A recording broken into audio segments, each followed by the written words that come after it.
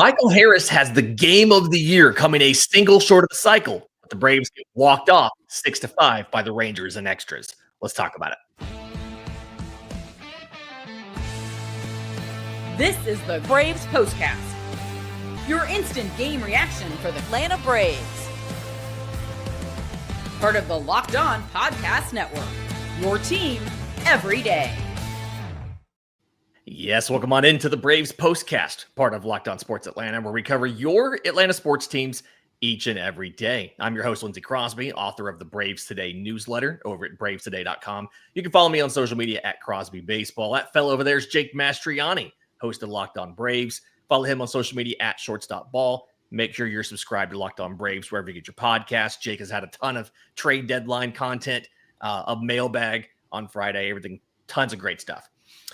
Okay, so this one was up for grabs a lot longer than I thought it was going to be after the Rangers scored 4 runs in the first 2 innings, right? This was something where Atlanta scores late. They score in the 6th. They score in the 9th to tie it up. And the Rangers then score in the 9th to send it to extras, and they get the walk-off in the 10th. Do you want to start with the good or the bad, Jake? Do we want to start on a high note, or do we want to end on a high note? Oh, let's start on a high note. People might tune out at the end, and they might miss the good stuff. So got it. All right. Well, hang on. If we promise that we'll rant in the second segment, maybe they'll stick around for that. All right. Michael Harris in this game. There was a comment in the chat. Somebody said, you can't talk about Michael Harris having turned it around. It's been 2 games. Since the All-Star break, Michael Harris is batting .400. He's 12 of 30 with 6 extra base hits and 1175 OPS. And the biggest thing, only 4 strikeouts in 8 games. He goes 4 for 4 tonight. Where was that here? I had that here for a second. Yeah, 4 for 4, 3 runs, 2 RBI. He has a solo shot in the 6th. He has 2 triples. We'll talk about that in a second. And a double. The last at bat, he comes up looking for a single. And it's a diving, sliding catch attempt by Wyatt Langford in left field. They ruled it. They took a minute to give an official ruling. The official scorer for the ballpark ruled that a triple. But that should have been, like, if you're being impartial, that should have been a single and a 2-base error, right? It's one of those things with outfielders, and I guess it goes the same for infielders too. Like, if you don't touch the ball, then they can't call it an error. And I haven't looked close enough to see if Wyatt Langford touched the ball on that, but that's generally the rule, is that if they don't make any contact with the ball, there can't be an error. But you see that all the time, and it's actually error. Like, anybody watching the game says that's an error. It's a misplay. Yeah. Him, at least, I know he didn't catch the ball, but you got to at least keep that in front of you. So I wanted him to get the cycle. So I definitely was pushing for the single and 2-base error there. But either way, great stuff by Michael Harris. Yeah, and to me, it was the quality of the at-bats just looked to be really good. He was really, like, while you're watching this game, he was just really confident in the box. That first inning, that first at-bat, the triple that he hits to center, he gets 2 fastballs on the outer third. He takes the first one. It's like, it's dotted on the black, right? The second one, Kumar Rocker tries to go to that same spot, leaves it a little bit more over the plate, and he gets a really good swing on it, 108 miles an hour. It's just, like, I know that this has been now 8 games that he's produced since the All-Star break, and he changed his stance up in the A's series, so it's been like 11 or whatever, 13 games that he's been doing it. But the quality of the at-bats is just so much better, almost consistently, like every single time. It's been a minute since he had that terribly atrocious at-bat. Yeah, and it's like we talked about last night. It'd be different if he's just having some good results, but he hadn't really changed anything. I wouldn't be bought in as much over a small sample size because it is just still a small sample size. And even the worst players we talked about last night, even the worst teams, sometimes they get on a winning streak, except for this Braves team. Except for this one. But sometimes even the worst hitters, they can have a good week or two. So you don't want to get too caught up in that. But it's the fact that these results are also coming with some mechanical changes and what seemed to appear to be some better plate discipline. I'm not even quite as bought into the plate discipline just yet. I need to see more and more of that. But the swing itself seems to be there with the mechanical changes. I mean, you look at the swings tonight, and I know you got the results on them, but it's a 107.9 mile per hour exit velo, 109.2, 108.6, and 88.1. I know the 88.1 is low, but and not, people don't like just hearing straight exit velocity numbers, but you pair that with the launch angles, 19 degrees, 16 degrees, 24 degrees, 19 degrees. Those are all ideal launch angles. Like you can hit a ball 88.1 miles per hour if it's at a 19-degree launch angle, because it's going to be a line drive. And it's just the type and quality of contact that he's getting right now is very, very encouraging. And you hit on exactly what I saw too in that first at bat, that he was getting dotted away with fastballs. And instead of trying to pull that, and what we see him do a lot of the times, just roll that over to second base for an easy out. He the other way. I think every ball he hit tonight was to left center or to left field. So I think so. Just very impressive stuff for Michael Harris. It's a loss. We're certainly not happy about it. Right. But we talked about last night. We're looking for silver lining for the future of this team. And Michael Harris is a big part of the future of this team, or at least maybe what plays out in the last couple of months may determine that, if he is still a big part of the future for this team. But for him to be able to get it right, definitely would go a long way. Yeah, and shout out to Kamar Rocker. I don't know why that second at bat, the one where he had the ground rule double to left center, Rocker throws him 6 pitches. All 6 are in the zone. Like, you don't have to throw everything in the zone to Michael Harris. You can throw him balls. But again, he does his part. He's able to go out there and he's able to take care of it. The homer off of John Gray, fantastic job. He takes a ball low just off the bottom of the zone. I mean, that could have been a strike from a lot of umpires. Takes the slider away, gets the slider in the zone and pops it. Just fantastic at-bats.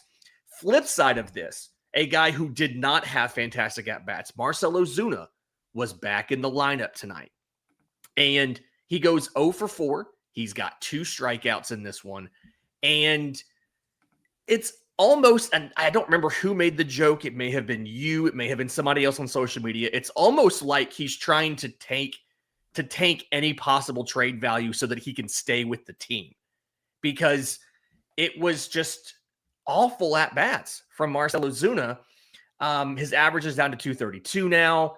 And since June started, he's batting 159 with 17 walks and 38 strikeouts. I just don't know. At this point, it doesn't make sense almost to just even play him in matchups where you think you like him like this. In his defense, he hasn't been playing a lot lately. And so that's kind of part of just be kind of stuck in there once or twice a week and then expected to perform.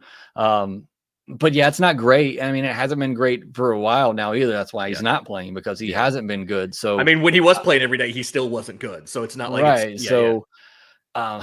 it's a tough sell. Braves might not make any moves at the deadline, because I don't know that they're going to have anybody worth buying. I mean, with Ozuna and Iglesias, we're getting to Iglesias. I don't know that there's anybody worth buying. So I'll defend he and Riley a little bit in the fact that Ozuna hasn't played a lot lately, and Riley 2 games back, but he was dreadful tonight as well. And really was the night before too. And then just kind of, I thought we were going to be positive in the first segment, but I'm being negative here. Acuna as well. Look, over 5 night. I know he just missed a couple. Like, he had 2 balls that would have been gone at other parks. One was gone in over half the parks, another one gone in 4 parks. So, I mean, he was just close on those last couple of swings, but he's a little off right now. We talked about it last night. At least no strikeouts tonight, so maybe that's an improvement. But he is a little off his game right now for whatever reason. But again, hopefully tonight, him just missing a couple, that he's close to getting on track. But you can't have your superstar in a close game like this go 0 for 5 like that for Ronald. So he definitely has to share some of the blame along with Riley and Ozuna, because outside of those 2, I mean, everybody else kind of contributed in some way in this game, outside of Nick Allen, which nobody really expects much from him at the plate. But, everybody else at least did something. But those 3 guys in particular, Acuna, Riley, and Ozuna, were quite dreadful in this one. Yeah, and Riley was the one, 4 strikeouts tonight. Like, everybody kind of misses that because he did draw a walk in there, but he does go 0 for 4 with 4 strikeouts in his 5 at-bats. So a little bit of a kind of frustrating thing there. All right, in just a second, let's talk about the pitching. Grant Holmes, Raisel Iglesias, obviously, how amazing the bullpen was until you got to that point. We'll do all that next right here on the Braves Postcast. My mom went to tonight's game in Arlington. She lives in Dallas and kind of spontaneously this afternoon said, I should go watch the Braves play. So she called me and said, what's the best way to get tickets? And I told her, Mom, download the Game Time app. You see, the coolest thing about the Game Time app is the prices get lower the closer you get to the game. They've got fantastic last-minute deals. They show you your view from your seat before you buy, and you get a lowest price guarantee to take the worry out of buying. So my mom grabbed one of her friends. They got on there. They bought tickets. They were in Globe Life Field tonight for this Braves game. So if you want to do something like that, just spontaneously go to a baseball game, take the guesswork out of buying tickets with Game Time. Download the Game Time app, create an account, use code LOCKEDONMLB for $20 off your first purchase. Again, create an account, redeem code LOCKEDONMLB for $20 off. Download the Game Time app today. Last minute tickets, lowest price, guaranteed. All right, very frustrating outing for Grant Holmes tonight. 4 innings, 6 hits, 4 runs, only 2 walks, only 2 strikeouts. The only 2 walks is kind of an improvement. He's been one of the leaders in the National League in issuing walks. But when you look at this tonight, I'm starting to be concerned about the Grant Holmes fastball, right? It just feels like he doesn't, guys don't really miss it. He had 1 whiff tonight on it. They only swung 7 times, but only 1 whiff. He only got 2 called strikes on it, and he just couldn't consistently throw it in the zone. And it feels like he, of all people, the cutter could be this, but he needs a pitch that he can base that slider off of and something he can throw in the zone. And I feel like some of his struggles tonight were he wasn't getting as many chases on the slider as usual, simply because he had to throw it in the zone probably more than he wanted to.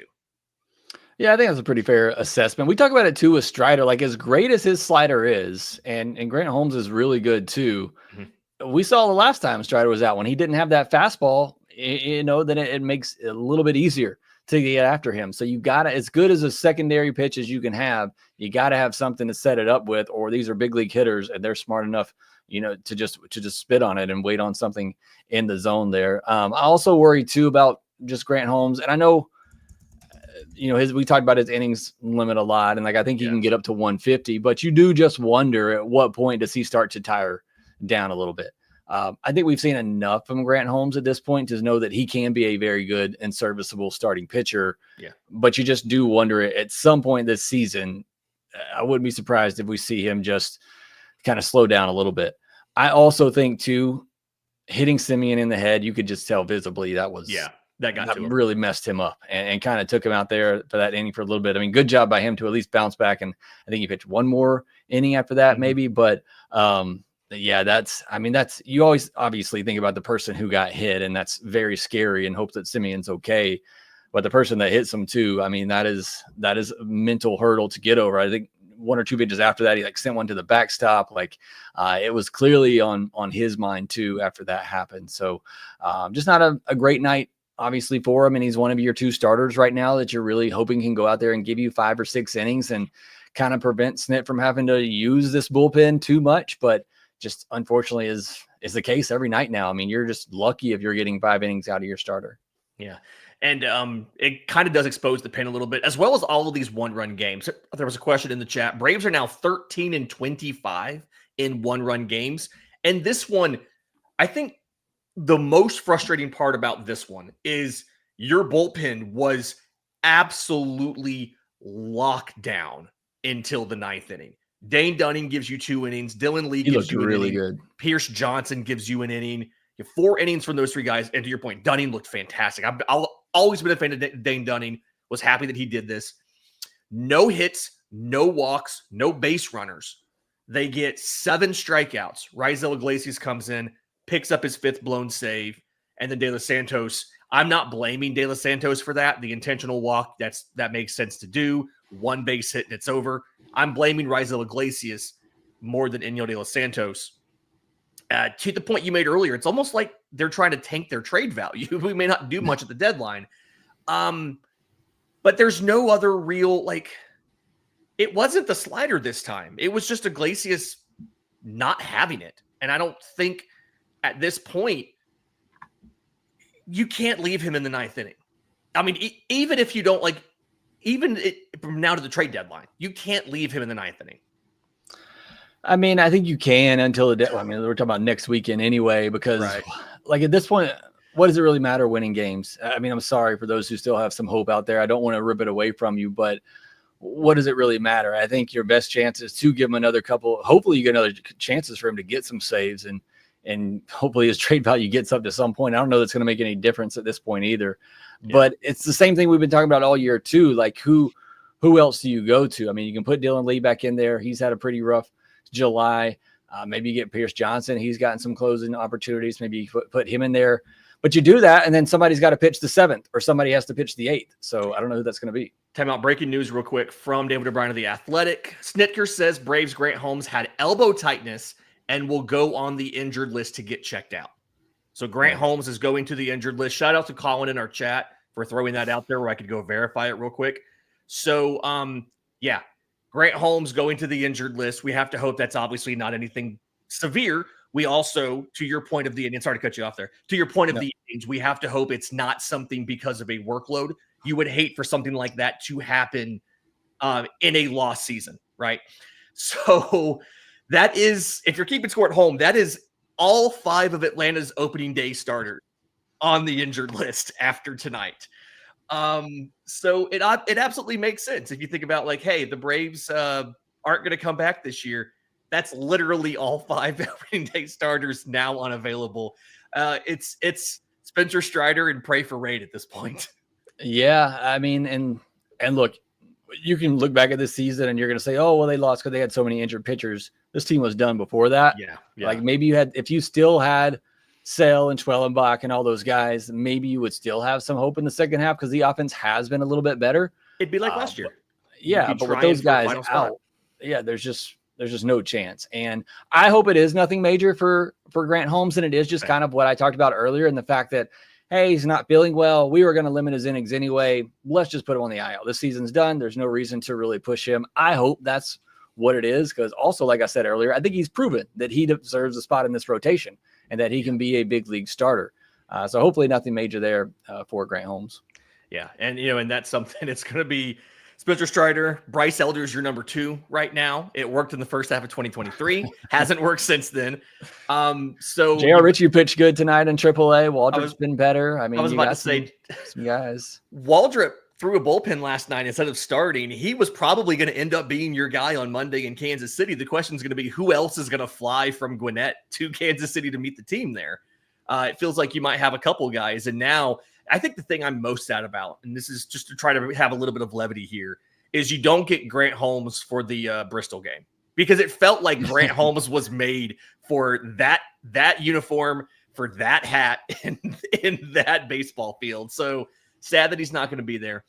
But yeah, so 6-5 loss by the Braves to the Texas Rangers in 10 innings, and then to turn around and insult to injury there, you lose Grant Holmes going to the injured list. Series finale tomorrow. I thought I had that tab here, and I do not. Scheduled for 2:35 p.m. Eastern. Again, they're in Central Time. Bryce Elder versus Jack Leiter. Braves have to hope to not get swept here. We'll see what happens. But Jake and I will be back with another postcast to recap that. And then do us a favor, make sure you're subscribed to both Locked On Braves and Locked On Sports Atlanta, so you get that notification about that. Jake's going to have tons of content coming up this week to the trade deadline, what Atlanta does for starting pitchers, which prospects are coming up, and things like that. And if you're listening on audio, do us a solid, leave a 5-star review. Words of affirmation. I don't want to speak for Jake. That's my love language. That would be awesome if you would do that as well. Until next time, for Jake Mastroianni, I'm Lindsay Crosby. This has been the Braves Postcast.